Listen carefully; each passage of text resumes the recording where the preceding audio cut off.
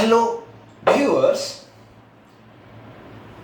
I am Mr. Dilip Kumar Pal, stand before you with the topic Role of Liberalization in Organized and Unorganized Sector. It is found in plus 3 5th semester DSE-2 paper, and the name of the paper is Development Process and Social Movements in Contemporary India. But before I discuss role of liberalization in organized and unorganized sector, I want to inform my viewers that the name of my channel is @Dilip Kumar Pal 9375. In this channel, videos of plus 3 first semester to 6th semester politics and honors, plus 3 first semester to 5th semester ethics and values, videos of plus 3 first semester to 2nd semester political and general elective, and videos of environmental studies of plus 3 first semester, and political science videos of plus 2 first year and plus 2 second year are available. All videos are bilingual in Odia and English.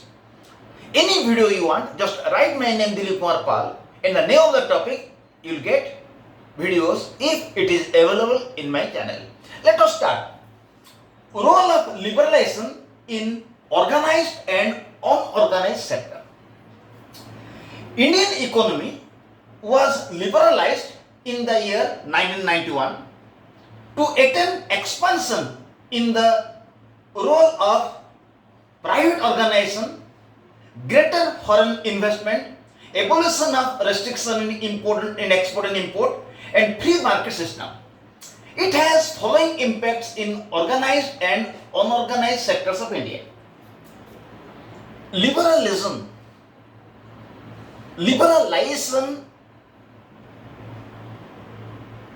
was introduced in the Indian economy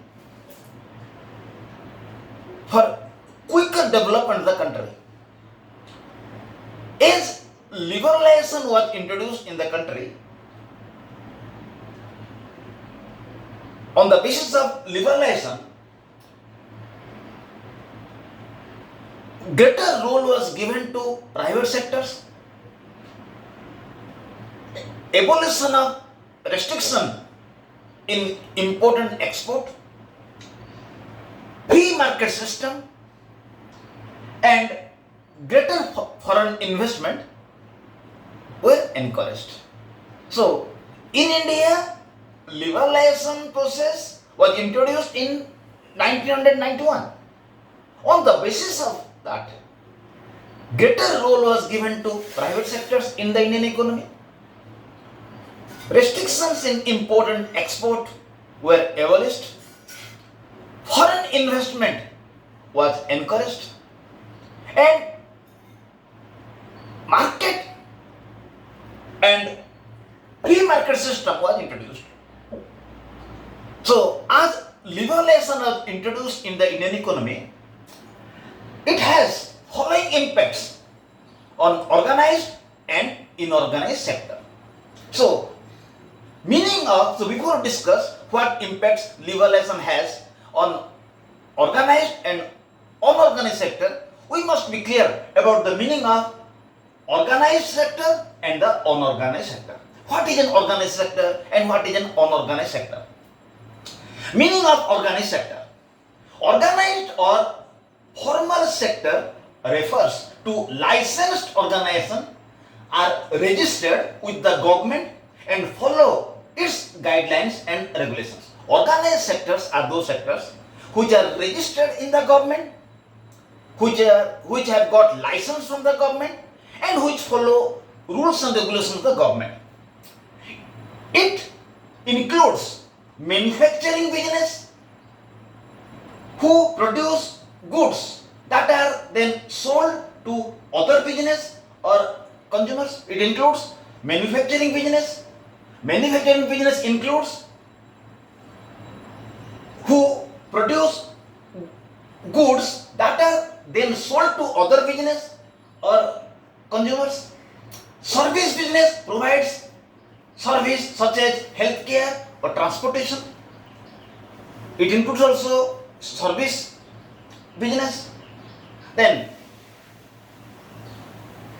service business provide business such as healthcare and transportation to other business or customers. Then retail business sell goods directly to customers, to consumers or customers. So organized sectors are those sectors which are registered in the government, which have got license from the government, and they follow rules and regulations. And organized sectors include manufacturing business, whose goods are used for other business or consumers.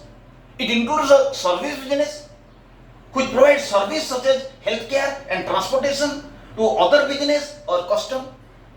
And retail business sell goods directly to customers. So we are clear about the organized sector.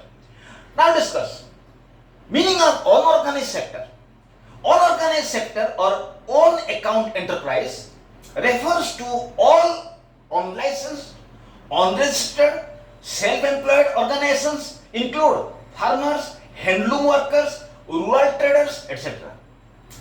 India's Ministry of Labour in its 2008 report classified unorganized labor in India into 4 categories on the basis of following principles.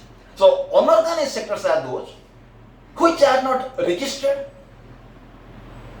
in the government, which have not got license from the government, and it includes, this unorganized sector is also otherwise known as own account enterprise.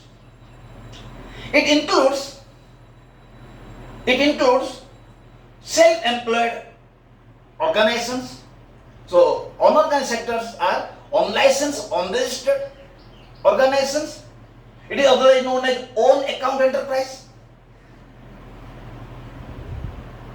It includes it is also known as own account enterprise. And these unorganized sectors include farmers, handloom workers, rural traders, etc. India's Ministry of Labour in its 2008 report classified unorganized labor in India into 4 categories on the basis of following principles. So Ministry of Labour, India's Ministry of Labour in its 2008 report classified unorganized sector into 4 categories.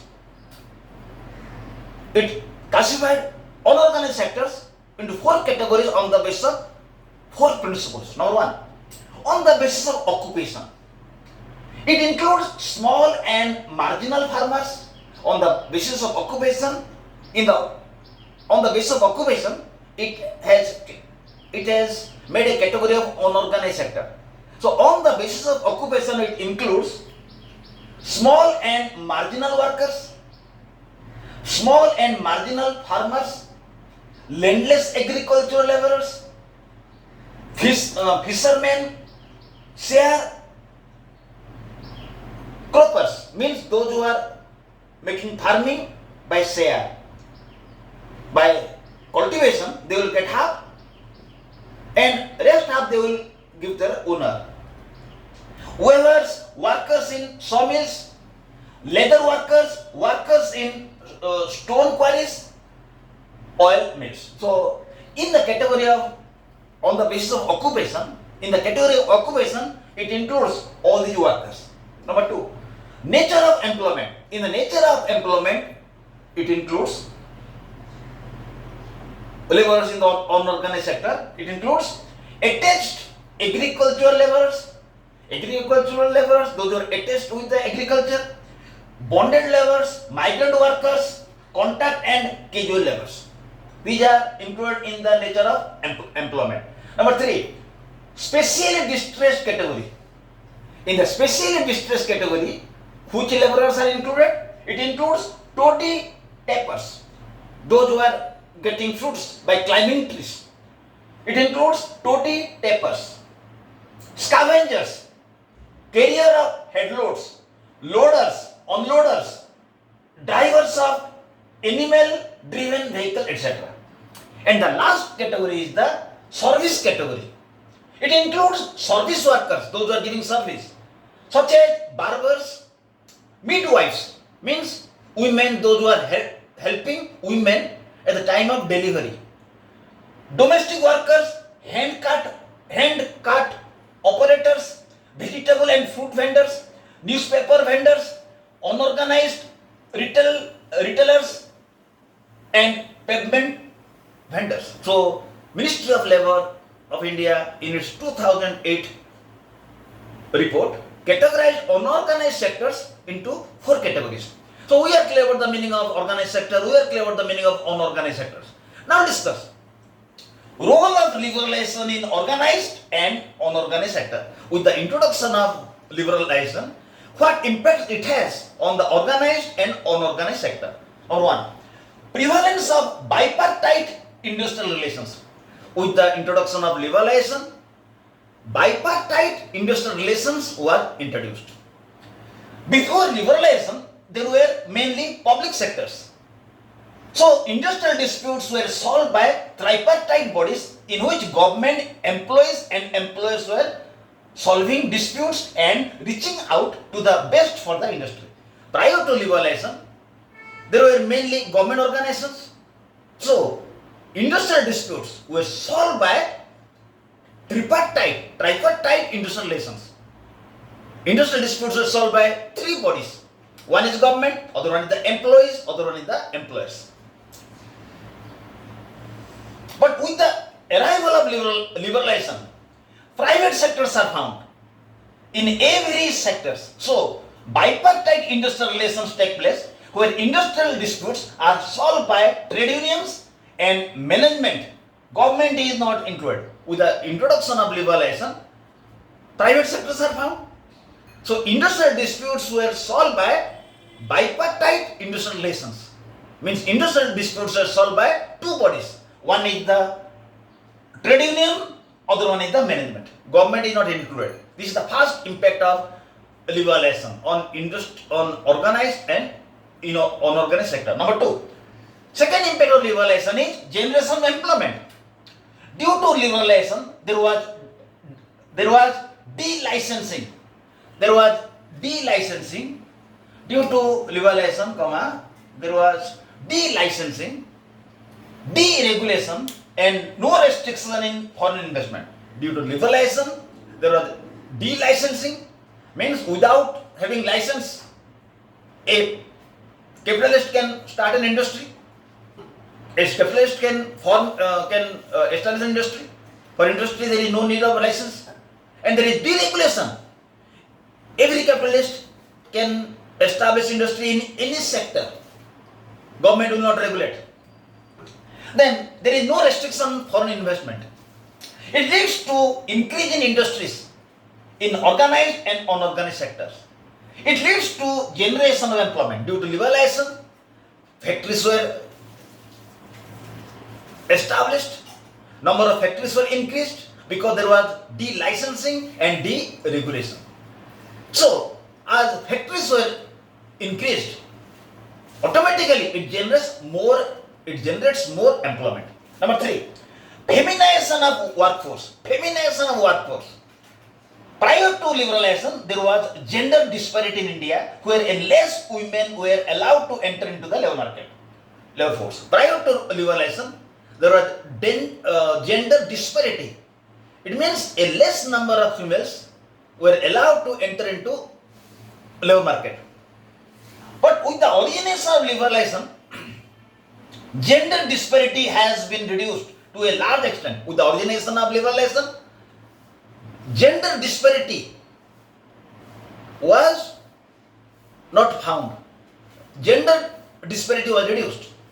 So, number of women workers increased in the labor market, which leads to feminization of the workforce.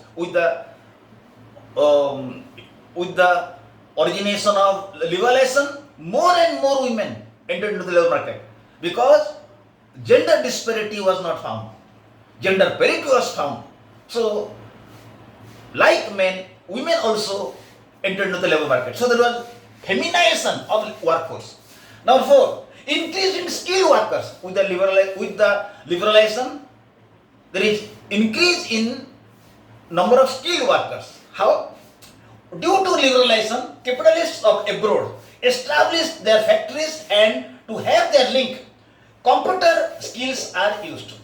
Due to liberalization, foreign capitalists establish their industries in different nations. So, in order to have a link among these industries, they take shelter of computer skill.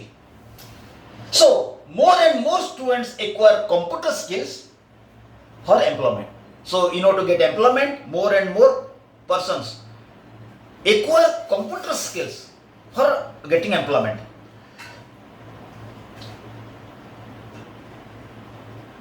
It leads to increase in skilled workers. As number of foreign capitalists started their industries in different nations, in order to have link among these industries, they gave priority to computer skill. So, people acquire computer skill in order to get employment. So, more and more people acquire computer skill. So, number of skilled workers increased in both organized and inorganized sector. Then fifth, international mobility of labor. Before liberalization, mainly nation-based factories are found. Before liberalization, only nation-based factories are found. So there was a less chance of international mobility. But with the liberalization, multinational companies are found more. It leads to international mobility. With the introduction of liberalization, multinational companies are found. So workers who are engaged in multinational companies, they require to go to outside of the country for the company purpose. So the chance of international mobility increased. Because prior to liberalization, there was nation-based industries. Workers were confined within the nation.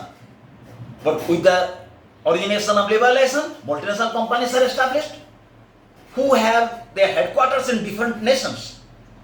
So, workers will have to move to different nations for the official purpose. So, the chance of international mobility increased. Then, minimum wage gap. Previously, in every sector, skilled as well as unskilled laborers are found. Prior to liberalization, there were skilled as well as unskilled laborers. But with the liberalization, mainly skilled laborers are found. So wage gap is not found much. So prior to liberalization, in every sector there were skilled as well as unskilled workers. So as in every sector there were skilled as well as unskilled workers, there was wage gap.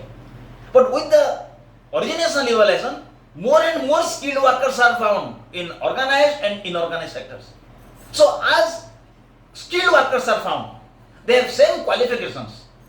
So the age gap, so the wage gap among workers has been reduced. So these are all the impacts of liberalization on organized and inorganized sectors. I request my viewers to subscribe my channel if you have not subscribed, so new videos will come, and aware of your friends about this channel, so some students will be benefited.